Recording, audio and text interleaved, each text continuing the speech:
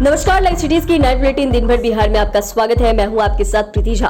खबरों की शुरुआत करेंगे, लेकिन उससे पहले एक नजर डालते हैं आज की सुर्खियों पर। तेजस्वी ने पहले चरण की 4 सीटों पर किया जीत का दावा। पीएम मोदी पर भड़के मुकेश सहनी।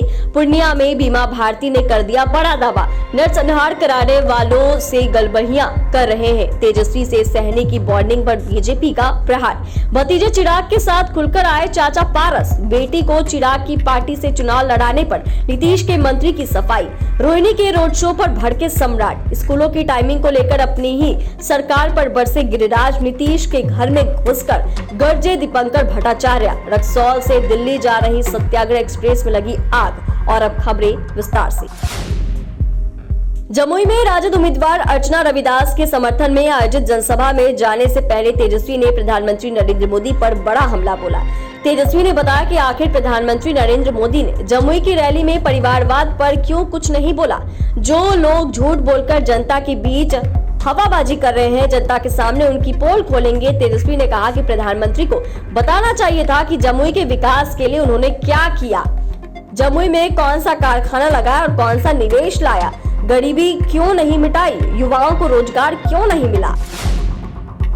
मुकेश सहनी ने केंद्र सरकार और प्रधानमंत्री नरेंद्र मोदी पर जमकर निशाना साधा। उन्होंने कहा कि प्रधानमंत्री नरेंद्र मोदी का रवैया तानाशाही हो गया है। सरकार को 10 वर्ष हो गए, लेकिन वह किसी की सुनते नहीं। सिर्फ 5 किलो मुफ्त अनाज देकर देश को समेटा जा रहा है। चुने हुए मुख्यमंत्री को जेल भेजा जा रहा है। सहनी ने बड़ा आरोप लगाते हुए कहा कि उनकी कोशिश थी कि हमारी पार्टी भी खत्म हो जाए, लेकिन हम लोगों ने मेहनत करके पार्टी को बचाया। हमारी पार्टी का चुनाव चिन्ह बदल दिया गया, किसी और पार्टी को दे दिया गया। पूर्णिया में महागठबंधन प्रत्याशी बीमा भारती ने वीआईपी के नेताओं के साथ संयुक्त प्रेस कॉन्फ्रेंस किया। कहा कि लालू प्रसाद और तेजस्वी यादव ने पहली बार पूर्णिया में अति पिछड़ी जाति के महिला को उम्मीदवार बनाकर सम्मान देने का काम किया। उससे भी बड़ी बात, बीमा भारती ने यह कहा कि निषाद समाज का पूरा समर्थन उन्हें मिल रहा है। दावा किया कि वीआईपी अब महागठबंधन का हिस्सा हो गई है, तो निषाद समाज और उनके समर्थकों को एकजुट वोट नहीं मिलेगा, इससे कोई रोक नहीं सकता। बीमा भारती ने कहा कि पप्पू यादव से उनका मुकाबला नहीं है, पहले भी किसी से नहीं डरी और अब भी नहीं डरती।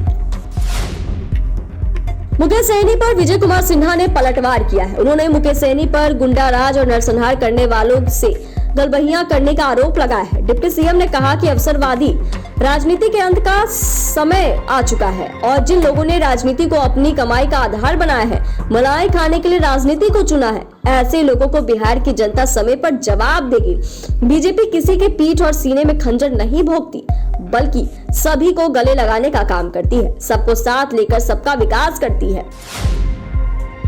पारस ने भतीजे चिराग पासवान के लिए चुनाव प्रचार करने तक की बात कही। दरअसल पशुपति कुमार पारस एक बार फिर से खुलकर एनडीए के साथ आ गए। उन्होंने कहा कि बिहार में 40 सीटों पर एनडीए उम्मीदवारों को समर्थन देने का ऐलान किया। पारस ने कहा कि वो शुरू से ही एनडीए के साथ रहे हैं और हमेशा रहेंगे। जेपी नड्डा से मुलाकात के बाद वो फिर से मजबूती के साथ भी उम्मीदवार को समर्थन देंगे। जमुई में मंत्री अशोक चौधरी ने तेजस्वी यादव के सवाल पर पलटवार करते हुए परिवारवाद की परिभाषा बताई। उन्होंने कहा कि प्रधानमंत्री नरेंद्र मोदी और मुख्यमंत्री नीतीश कुमार जो परिवारवाद बोलते हैं, उनकी परिभाषा है कि जो शख्स पार्टी का प्रमुख है, अपनी पार्टी का खुद ही अध्यक्ष है और वही अपने बच्चों को पार्टी में प्रमोट करता है, तो उसको परिवारवाद कहा जाता है।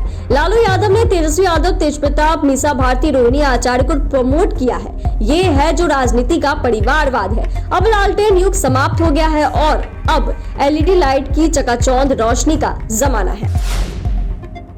लालू यादव की बेटी और छपरा संसदीय सीट से आरजेडी उम्मीदवार रोहिणी आचार्य के खिलाफ बीजेपी ने चुनाव आयोग से शिकायत की है। ऐसे में बीजेपी प्रदेश अध्यक्ष और डिप्टी सीएम सम्राट चौधरी ने लालू फैमिली को निशाने पर लिया और सम्राट ने कहा कि लालू प्रसाद के परिवार से और क्या अपेक्षा की जा सकती है।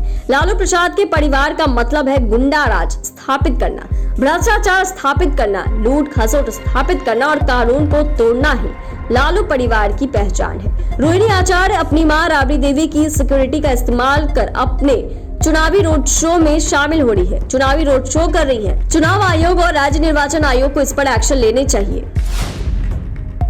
स्कूलों की टाइमिंग को लेकर अपनी ही सरकार पर गिरिराज सिंह बरस पड़े। गिरिराज सिंह ने मुख्यमंत्री नीतीश कुमार से इस पर पहल करने का अनुरोध किया और कहा कि इसको लेकर अभिभावक और शिक्षक परेशान है। बिहार का शिक्षा विभाग संवेदनहीन हो गया है। स्कूल सुबह 9 बजे से होता है। मुख्यमंत्री ने कहा था कि 10 से होगा, लेकिन अभी भी 9 बजे से ही हो रहा है। इसके साथ ही ओवैसी पर जमकर निशाना साधा। भाकपा माले के महासचिव दीपंकर भट्टाचार्य ने कहा कि देश में लोकतंत्र और संविधान को बचाने का चुनाव है। भाकपा माले के महासचिव दीपंकर भट्टाचार्य नालंदा में भाकपा माले प्रत्याशी संदीप सौरभ के पक्ष में कार्यकर्ता सम्मेलन के बाद संवाददाता सम्मेलन को संबोधित करते हुए कहा कि इंडिया गठबंधन पूरी तरह एकजुट है। इंडिया गठबंधन में नई नई पार्टी शामिल हो रही है। उन्होंने कहा कि दिन प्रतिदिन इंडिया गठबंधन मजबूत हो रहा है। उन्होंने कहा कि मुख्यमंत्री नीतीश कुमार की गृह जिला नालंदा के लोग एनडीए से उपेक्षित और ठगा महसूस कर रहे हैं। उन्होंने कहा कि यहाँ के लोग बदलाव लाना चाहते हैं। रक्सौल से दिल्ली जाने वाली सत्याग्रह एक्सप्रेस की एक बॉगी में आग लग गई। इसके बाद बॉगी में धुआं उठते देख यात्रियों में अफरा तफरी मच गई। घटना के बाद आनन फानन में ट्रेन को रोका गया और बॉगी से यात्रियों को निकाला गया। इसके बाद रेल कर्मियों ने आग पर काबू पा लिया। इस दौरान लगभग आधे घंटे तक सत्याग्रह एक्सप्रेस मुसहरवा हॉल्ट के पास खड़ी रही। इस दौरान लोगों की भीड़ जुट गई। लोगों ने हल्ला करना शुरू कर दिया। इसकी जानकारी ट्रेन के लोको पायलट को दिया गया, जिसके बाद ट्रेन को रोका गया। आग बुझाने के बाद ट्रेन को दिल्ली के लिए रवाना कर दिया गया। चैनल को सब्सक्राइब करें, फेसबुक पेज को लाइक करें। धन्यवाद।